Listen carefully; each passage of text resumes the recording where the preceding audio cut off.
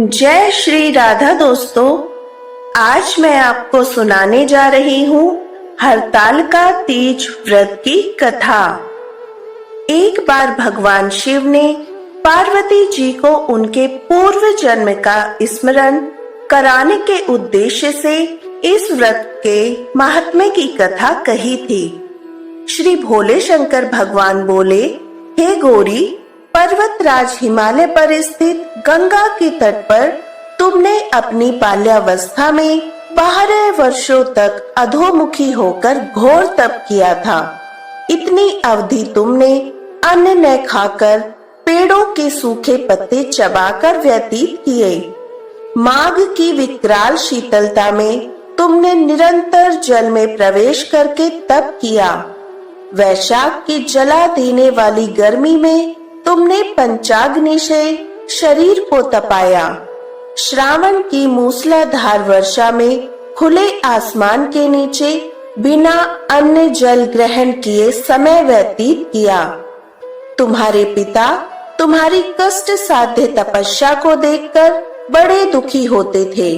उन्हें बड़ा क्लेश होता था। तब एक दिन तुम्हारी तपस्या तथा पिता के क्लेश को देखकर नारद जी तुम्हारे घर पधारे। तुम्हारे पिता ने हृदय से अतिथि सत्कार करके उनके आने का कारण पूछा। नारद जी ने कहा, गिरिराज, मैं भगवान विष्णु के भेजने पर यहाँ उपस्थित हुआ हूँ। आपकी कन्या ने बड़ा कठोर तप किया है। इससे प्रसन्न होकर वे अपनी सुपुत्री से विवाह करना चाहते हैं। इस संदर्भ में आपकी राय जानना चाहता हूँ। नारद जी की बातें सुनकर गिरिराज गदगद हो उठे। उनके तो जैसे सारे क्लेश दूर हो गए। प्रसन्नचित होकर बोले, श्रीमान, यदि स्वयं विष्णु मेरी कन्या का वरण करना चाहते हैं तो भला मुझे क्या आपत्ति हो सकती है। वे तो साक्षात ब्रह्मा है। हे महर्षि, यह तो हर पिता की इच्छा होती है कि उसकी पुत्री सुख संपदा से युक्त पति के घर की लक्ष्मी बने। पिता की सार्थकता इसी में है कि पति के घर जाकर उसकी पुत्री पिता के घर से अधिक सुखी रहे। तुम्हारे पिता की स्वीकृति पाकर नारद जी विष्णु के पास गए और उनसे तुम्हारे ब्याह के निश्चित होने का समाचार सुनाया।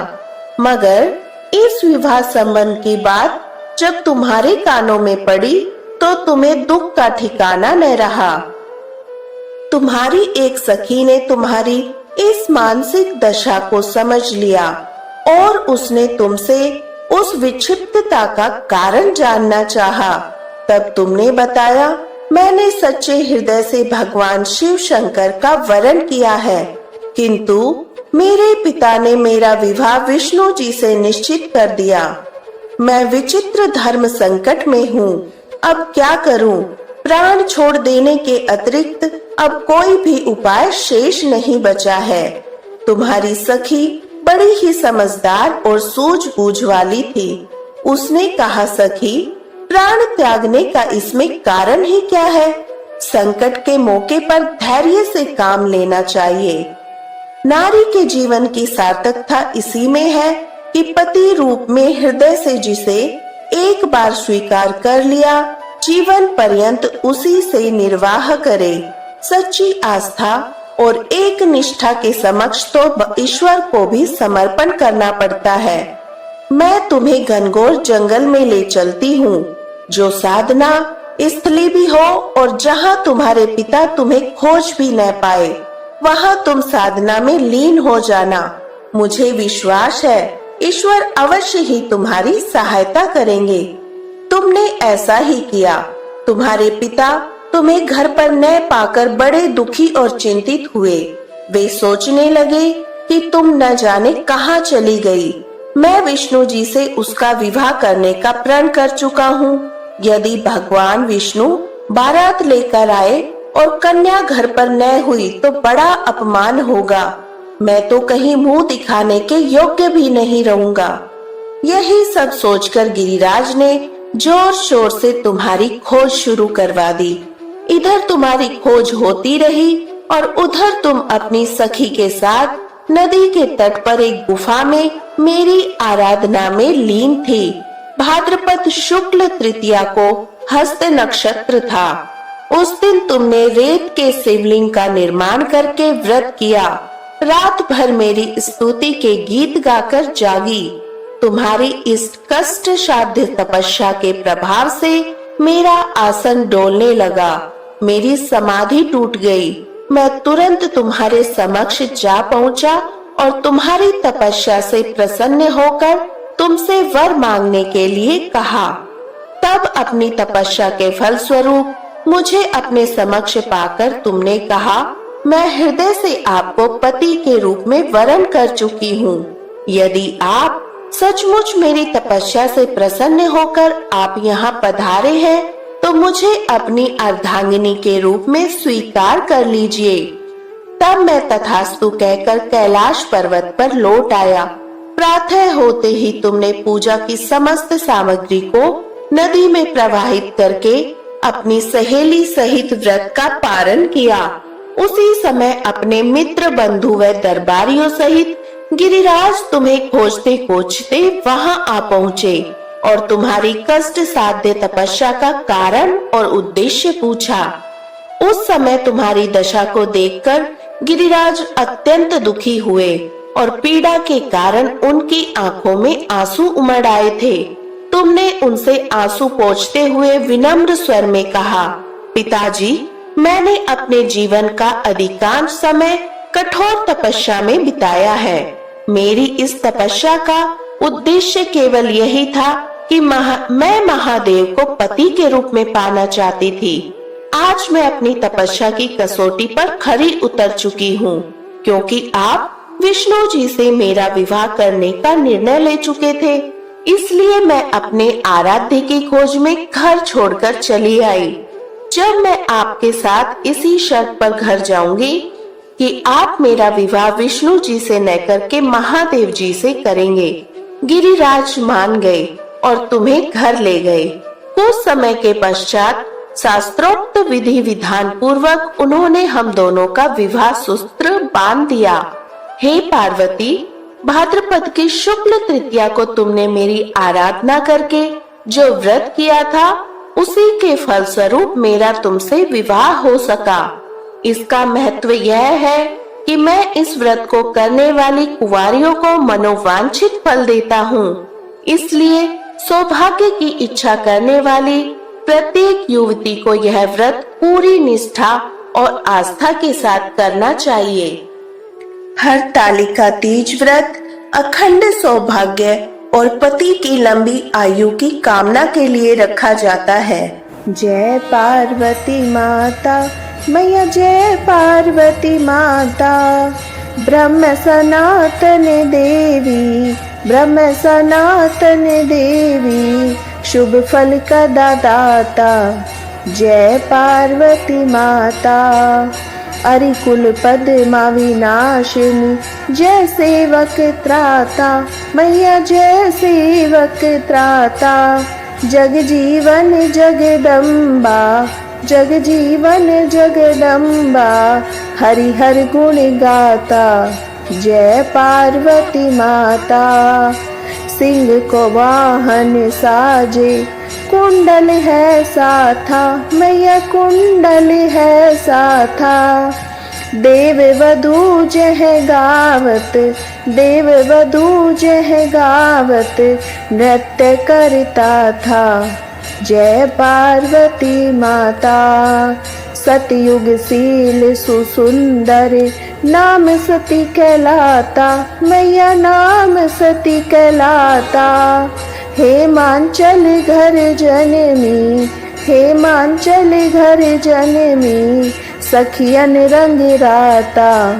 जय पार्वती माता।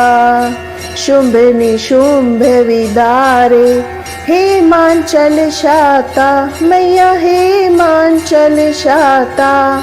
सहस भुजा तनु धरि के, सहस भुजा तनु धरि के, चक्र लियो हाथा। जय पार्वती माता। सृष्टि रूप तू ही जननी, शिव संग रंग राता, मैया शिव संग रंग राता। नंदी भृंगी बिन लाही, नंदी भृंगी बिन लाही, सारा मद माता, जय पार्वती माता। देवन अरज करत हम चित्त को लाता, मैया चित्त को लाता। गावत दे दे ताली, गावत दे दे ताली, मन में रंग राता, जय पार्वती माता। श्री प्रताप आरती मैया की, जो कोई गाता, मैया जो कोई गाता, सदा सुखी वह रहता, सदा सुखी वह रहता, सुख संपत्ति पाता, जय पार्वती माता। ओम जय पार्वती माता, मैया जय पार्वती माता। ब्रह्म सनातन देवी, ब्रह्म सनातन देवी, शुभ फल कदा दाता, जय पार्वती माता, मैया जय पार्वती माता, मैया जय पार्वती माता। ओम जय शिव ओंकारा, स्वामी जय शिव ओंकारा। ब्रह्मा विष्णु सदा शिव, ब्रह्मा विष्णु सदा शिव, अर्धांगी धारा, जय शिव ओंकारा। एकानन चतुरानन पंचानन राजे, स्वामी पंचानन राजे।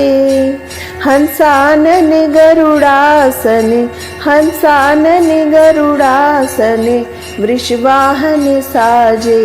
ओम जय शिव ओंकारा। दो भुज चार चतुर भुज, 10 भुज अति सोहे, स्वामी 10 भुज अति सोहे। त्रिगुण रूप निरखता, तीनों रूप निरखता, त्रिभुवन जन मोहे। ओम जय शिव ओंकारा। अक्षमाला वनमाला रुंडमाला धारी, स्वामी रुंडमाला धारी। चंदन मृग मद सोहे, चंदन मृग मद सोहे, भोले शुभकारी। ओम जय शिव ओंकारा। श्वेतांबर पीतांबर बाघांबरी अंगे, स्वामी बाघांबरी अंगे। सनकादिक गरुणादिक, सनकादिक गरुणादिक, भूतादिक संगे। ओम जय शिव ओंकारा। करके मध्य कमंडल चक्र त्रिशूल धरता, स्वामी चक्र त्रिशूल धरता। जग करता जग भरता, जग करता जग भरता, जग पालन करता। ओम जय शिव ओंकारा। ब्रह्मा विष्णु सदा शिव, जानती अविवेका, स्वामी जानती अविवेका। प्रणवाक्षर के मध्य, प्रणवाक्षर के मध्य, ये तीनों एका। ओम जय शिव ओंकारा।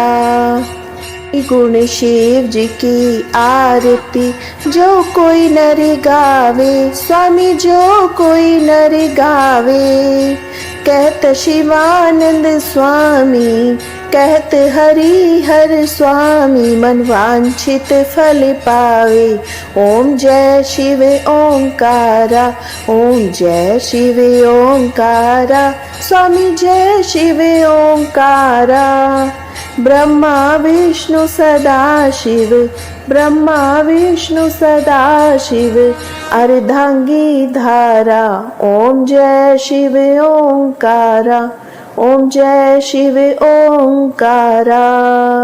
हर हर महादेव।